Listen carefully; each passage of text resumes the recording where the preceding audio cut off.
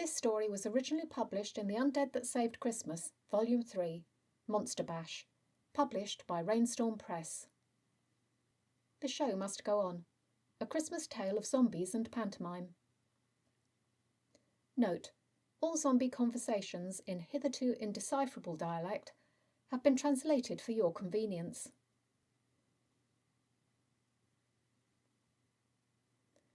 It was 2:00 on a Saturday afternoon when it happened, half an hour before the matinee performance of Cinderella was due to start.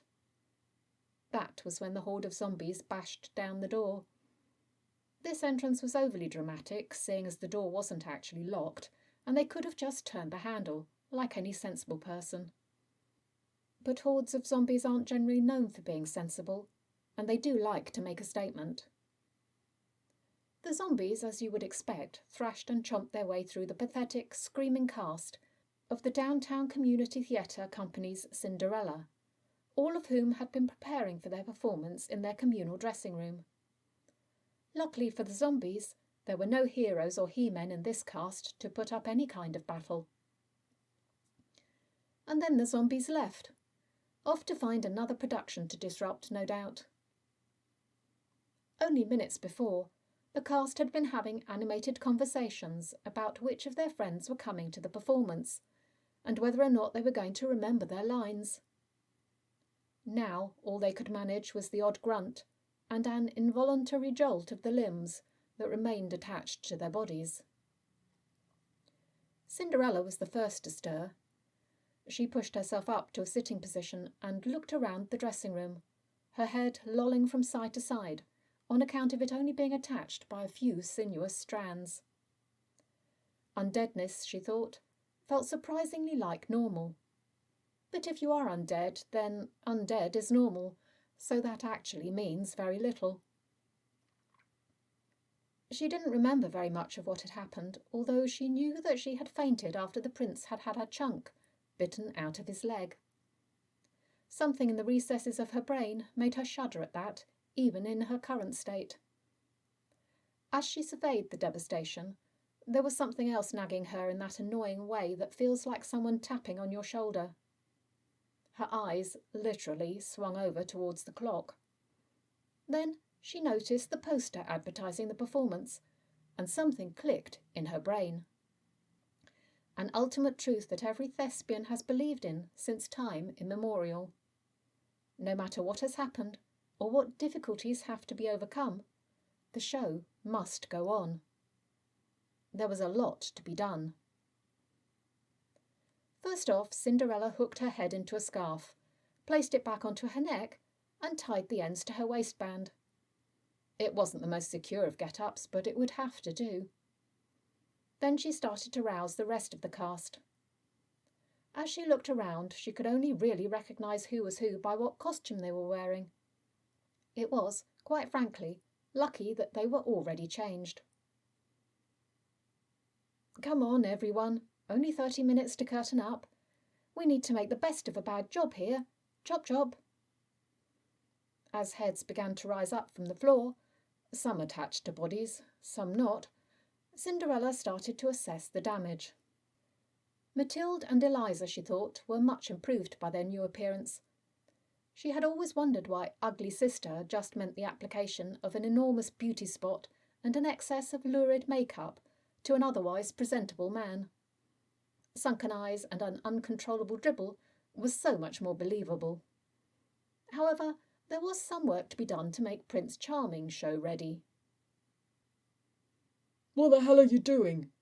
screamed Charming, as he awoke to the cheerful humming of Cinderella as she worked away with a needle and thread to reattach his arm. "That hurts." Yes, in case you were wondering, zombies do hurt. Just a little tweaking, said Cinderella.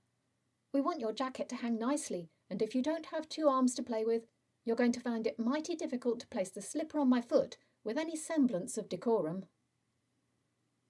Prince Charming looked at his arm, which was still only half attached. "What happened?" he said. You don't remember? "If I remembered, I wouldn't be asking, would I?" Well, There were these undead people who came into the dressing room and attacked us." He shook his head a little too vigorously, and his right ear fell to the ground. It was all too much, and he vomited all over Cinderella's dress. "I guess that'll make it a little more authentic," said Cinderella, all the while giving thanks that it wasn't her ball gown that had been messed up. "We're going to perform," she said, "because that's what we do, and Christmas wouldn't be Christmas without a pantomime, so just suck it in and deal with it." Prince Charming didn't dare say another word. The fairy godmother and the ugly sisters were now up and about and inspecting themselves in the mirror. "I take it from all the activity here that we're going on," said Eliza. "Of course," Cinderella replied. "I hope you weren't thinking—" No, just making sure we're all singing from the same song sheet. Hope we get a good audience, that's all. Nothing worse than a room full of bored, sweet-sucking zombies. Oops, hark at me." "Audience? I hadn't even thought of that," said Cinderella. "What if there are no people left to watch?" "Tell you what, I'll go and have a look, shall I?" Eliza gave her purple-dusted wig a little plump up. Really brings out my gorgeous skin tones," she said, and left the room. "Perform? Are you serious?" piped up the wicked stepmother as she lolloped across towards where Cinderella sat. "I haven't got the energy for that. Don't know what it is, but my legs just won't move." That very second there was a loud snapping sound, and both of the wicked stepmother's legs broke clear in half. Cinderella looked at her needle and thread, then shook her head. "No time for that. Dandini, go and get that wheelchair they keep for patrons. Someone will just have to push her around the stage. No one will notice." Most everybody was now up and about and getting used to their new appearance. Little "I can raise you" games were going on around the room as missing body parts and flesh wounds were tallied up. Everyone was in surprisingly good spirits, considering the situation, and they were all delighted that they weren't going to miss the chance to star in the annual pantomime performance. And they did have an audience. Eliza had returned with the news that the auditorium was full to bursting with the families of all concerned, and more besides. Cinderella clapped her hands with excitement, until it occurred to her that putting so much unnecessary pressure on any of her limbs might not be such a good idea. "Places, everyone!"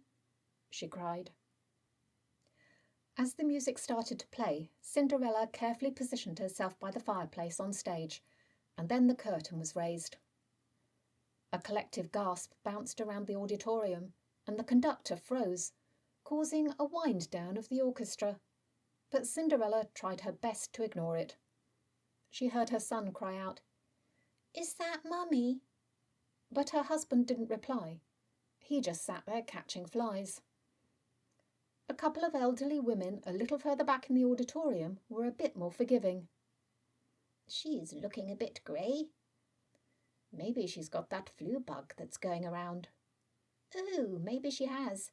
Virtually everyone I know has it."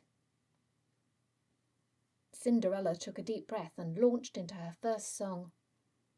The conductor nodded and the orchestra started to play. But with her voice box hanging loose in her throat, the sound was less melodic and more evil monster than she had hoped. "What's she doing?" "I can't understand a word." "I'm not sitting here listening to this." "A 4-year-old could do better than that." Before Cinderella was halfway through her song, a significant number of the audience had left. The remainder probably only stayed out of pity or family obligation. Or maybe they were just so frightened they couldn't move. She tried to ignore the exodus and bowed her head as she swept the floor, but that in itself posed more problems. She didn't have the necessary power in her arms to push the broom and had to drag it behind her. She gave the impression that she was more of a belligerent teenager complaining about their chores than a hard-done-by saint. When she heard the fairy godmother's signature tune, she breathed a sigh of relief. She looked up, being careful not to bend too far back, to see the sparkling figure begin to descend from the rigging. It would have been much better if the fairy godmother had just entered from stage right. But hindsight is a wonderful thing, and should never be brought up in these situations. As the fairy godmother's top-heavy weight, for she was the epitome of buxom, pushed against the tight harness, it began to cut into her flesh, and its progress was fast on the severely rotted flesh. By the time she had descended halfway to the ground, the top half of her body was hanging bent double over the harness, and she had no way of righting herself. The whole dramatic speech about going to the ball was lost in a mass of blood-soaked petticoats. All they could hope for was that the ballroom scene would be better, and in some ways it was. A waltz is an elegant dance in the right hands. However, when you can't get your own and your partner's legs to move in the same direction at the same time, and your steps are more of a lurch than a smooth glide, it tends to appear somewhat farcical. At least it provoked a reaction from the audience. Laughter. And laughter was definitely better than stunned silence, especially in a pantomime. Even the performers seemed to get into the swing of it after a couple of turns around the stage. The main problem was that random limbs kept falling off, and with so many performers on the stage, it was somewhat of a hazard. One of the chorus had been designated chief limb disposer and spent the whole time kicking body parts into the wings. Some bright spark in the audience even kept shouting, "7!" in response to his efforts. By the time Cinderella and Prince Charming got to dance together, his arms, so lovingly sutured in the dressing room, had become detached again and was hanging round his back instead of his front. Unfortunately for him, Cinderella had never been much good at tying off her sewing. When he moved to take her in hold, the audience took their cue. "It's behind you!" they screamed. He turned, but of course he couldn't see. "No, it isn't," he replied. It didn't matter that they couldn't understand a word he said. They knew how this conversation would go off by heart. "It's behind you." Cinderella winked at him. This was what it was all about. "Oh, no, it isn't," he said, deliberately swinging his body so that his arm remained behind him. "Oh, yes, it is," the audience cried. Prince Charming swung round again and lumbered to the other side of the stage. "Oh, no, it isn't." This time he made sure he turned in such a way that his arm swung back to the front. "Oh, so it is," he said. "Thank you very much, kind people. Now I can dance with the most beautiful woman at the ball." Everyone cheered. It wasn't long before the 12 ominous chimes began to ring out, except that there were only 11, because for some inexplicable reason zombies are not very good at counting. And Cinderella ran away from the ball. She was so taken up by the moment that she forgot her bodily impediments and managed to catch her foot on the step of the carriage.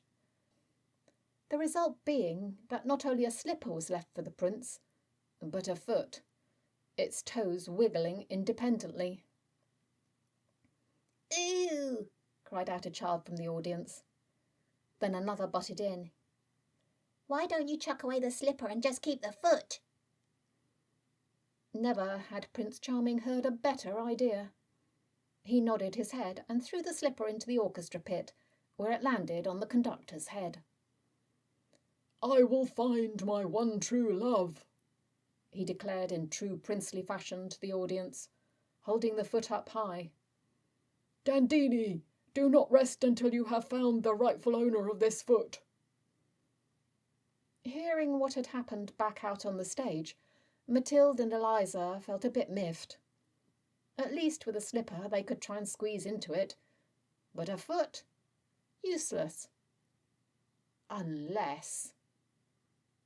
They stared at each other, Eliza's eyes finding Mathilde's forehead, and Mathilde's looking at Eliza's midriff. But they understood each other implicitly. They each had to lose a foot for their art. It wasn't difficult to achieve, but unfortunately, Eliza wasn't the brightest button in the costume department and ripped the wrong one off. "Damn," she said, and then shrugged her shoulders and proceeded to the line-up on the stage. It doesn't matter who you are, a severed foot is not a pleasant thing to be carrying around, especially after the maggots have set in. And Dandini was quite miffed that he was the one who had to do it, especially when he really did have to try and fit it, as half the line of potential recipients only had one of their own. It wasn't easy either. The jagged tears on the skin made it virtually impossible to match foot to leg. Even the one it was supposed to match wouldn't have been verifiable without forensic evidence.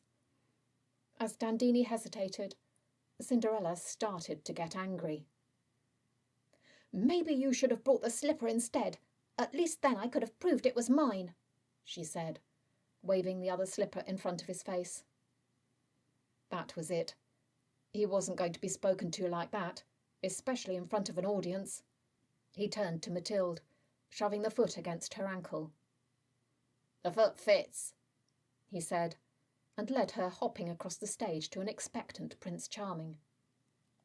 Well, Cinderella boiled with rage. She wasn't going to give up her crowning moment. She hopped across and thwacked Mathilde across the side of the face with her slipper, decapitating her instantly, to an enormous cheer. She then pushed Dandini into the orchestra pit, where he was speared through the heart by an over-enthusiastic violinist. And finally she aimed at Prince Charming, although he managed to grab her hand and pull it to his lips, at which point he chomped down hard on her fingers. The wedding scene never happened, nor the happy ever after. The primal need of the zombie creed was beginning to take over, and the members of the cast began to look longingly at the audience. Their ingrained mantra that the show must go on was beginning to fade. "Die!"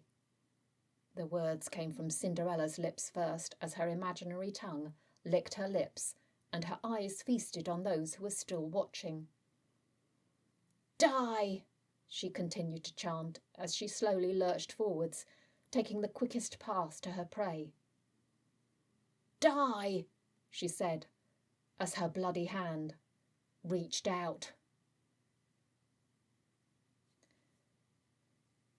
Of course, in the true spirit of pantomime, there is always a happy ending, and I'm pleased to report that everyone in the theatre who wasn't already a zombie did manage to escape.